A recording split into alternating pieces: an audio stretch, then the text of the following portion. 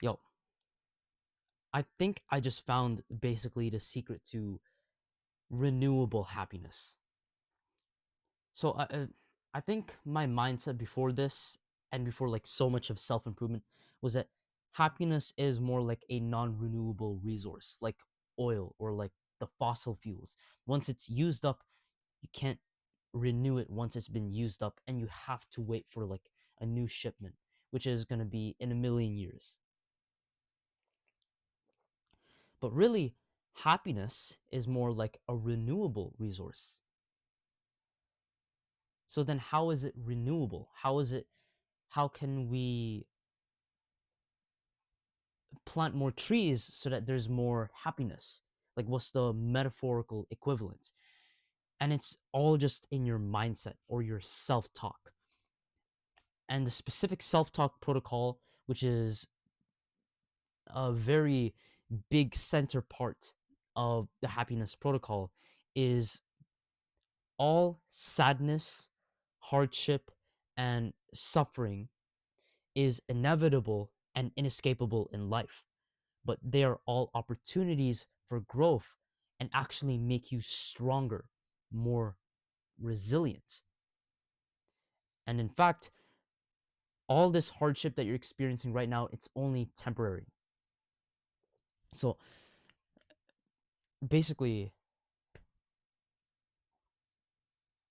if you really think about it, there's not a single human who has never felt stressed before.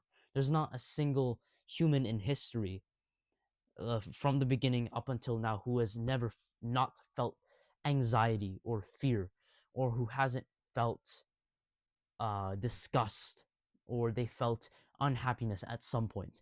It's just every single human has experienced it. So it's actually an idealistic thing to believe that you can remove all unhappiness from your life.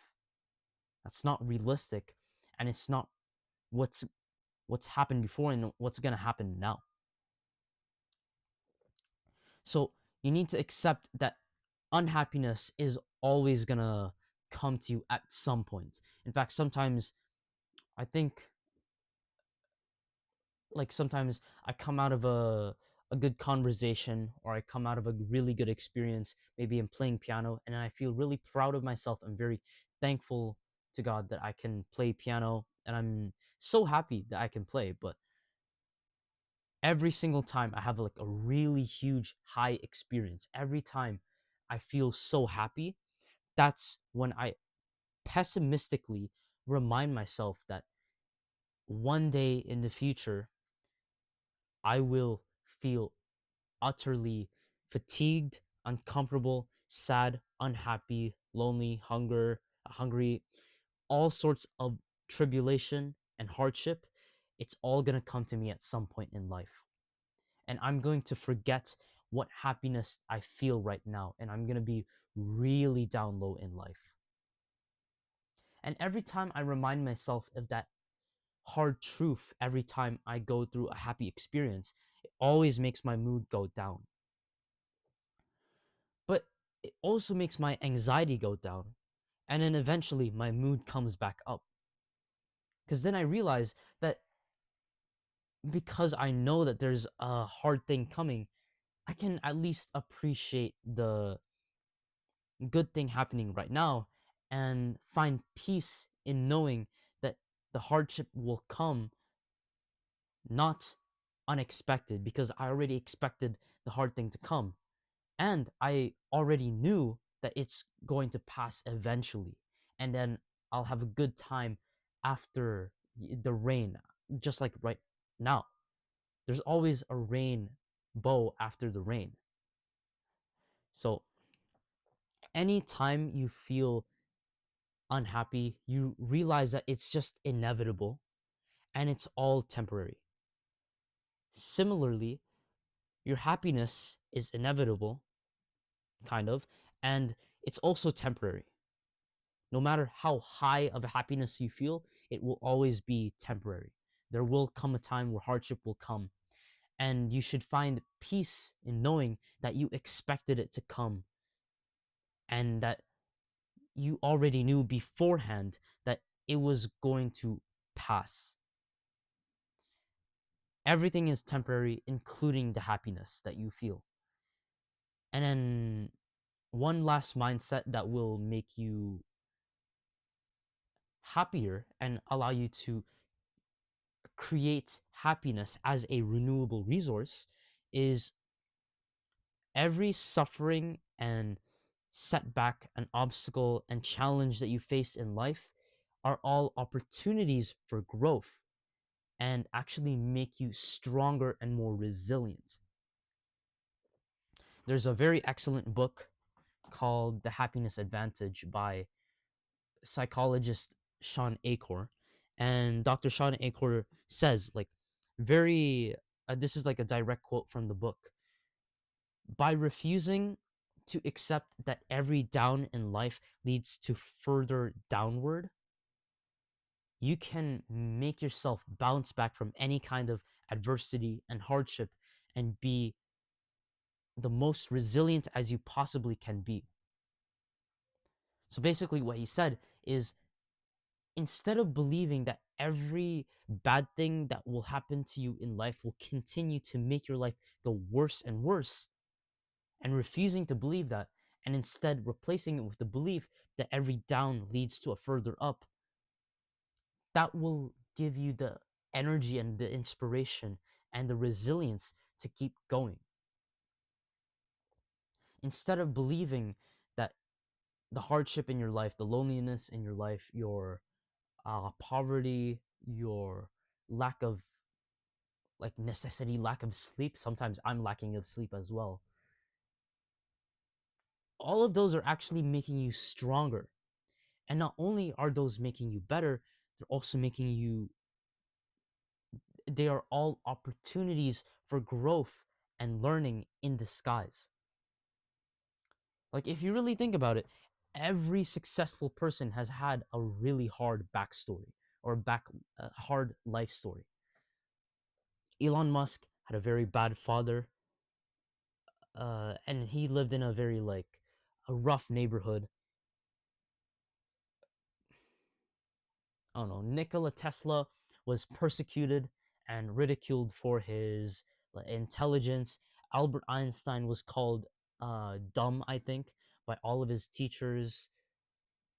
Like Bill Clinton, the president of America, his parents, I think both of them died at a very young age. So when he was like 9 years old, around that age, I believe, like all the most successful people, you'll realize that they had very bad stories. But there's a pattern that you can see, that you can observe in every single one of them. It always goes in a dip and then it goes back up higher than it used to be. So there's the same pattern that you can observe every single time. And it's not a coincidence, by the way. This is actually backed by science that you can research on your own because I'm not going to tell you more about it. But basically, just know that there is a pattern. The harder your life was, the better it was going to get in the future,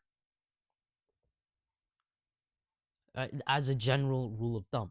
So, really, if you really think about it, if you're having a hard life now and you've been having a hard life for the past 5 years, you're just about to enter into like the good life. Like, this is the beginning years of like Bill Clinton's childhood or Michelangelo's childhood, whose mother and father also died. I think both of them as well.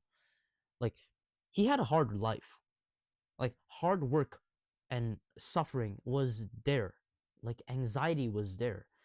Feelings of lack of safety were there. And yet, they didn't hinder him. In fact, the science says that it increased his chances of success, according to Dr. Daniel Coyle. So, if you have a hard life right now, just just think to yourself that scientifically and statistically, I am going to experience the good life later in the future. Because right now I have a hard life. And in fact, me realizing that is going to make that good life happen faster because I realize it's going to happen anyways. And so I have more motivation to make it happen in the first place. So it's, if you have that kind of mindset, it doesn't immediately like remove the sadness, remove the fatigue, remove whatever unhappiness you feel. It actually more like gives you resilience and energy, which then will be what gives you the happiness and renews it anyway. So these mindsets, a lot of the times they'll like give you a good smile and like give you hope. And hope basically is a synonym for happiness. But they're not always going to make you happy, at least in the moment.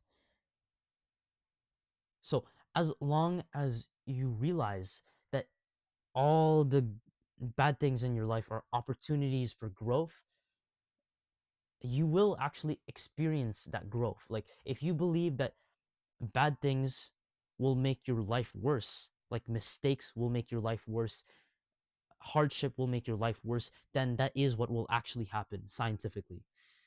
But if you believe that the hard things in life, the mistakes, the setbacks that you have will actually propel you forward, propel you upward, that is also what will actually happen. And you probably agree with me, right?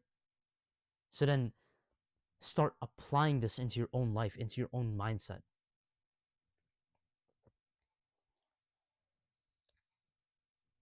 So remember, all unhappiness and suffering is just inevitable, but they're all temporary, and so is happiness. And all of these hardships are opportunities for you to grow and to learn and to propel your life upward. In fact, they're even the prerequisite, the the beginning of the main character's story. Like even in anime, there's like it always starts off bad. Like Naruto was like lonely when he was like in the beginning, and then afterwards he became Hokage. Everyone loves him. He's leader, and he's so powerful. Everyone loves him so much. Same with Goku. I think he had a hard childhood. It, Basically everything, there's a pattern in everything, in TV, in actual people, in the cycle of nature, in the universe, in everything. There are always patterns that you can observe. And one of those patterns regarding happiness is that the hardship is the prerequisite. So don't lose hope when you're having the hard life right now, because you're just about to enter the good life. Don't lose hope and make life worth living. See you. My mission is to cure depression worldwide and to cure all anxiety and laziness and all sorts of like diseases in the world. If you'd like to support me in my mission, then you can go ahead, click like, click subscribe, comment on my videos, share these videos with your families and friends.